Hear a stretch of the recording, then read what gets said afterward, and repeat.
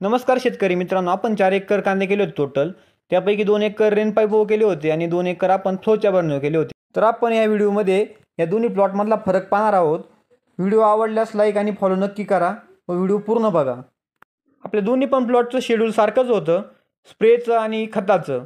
कारण दोन्ही दोन्ही प्लॉटला आपण सारखेच खत आणि सारखेच स्प्रे मारले होते, त्यामुळे त्याच्यामध्ये काय बदल केला नव्हता.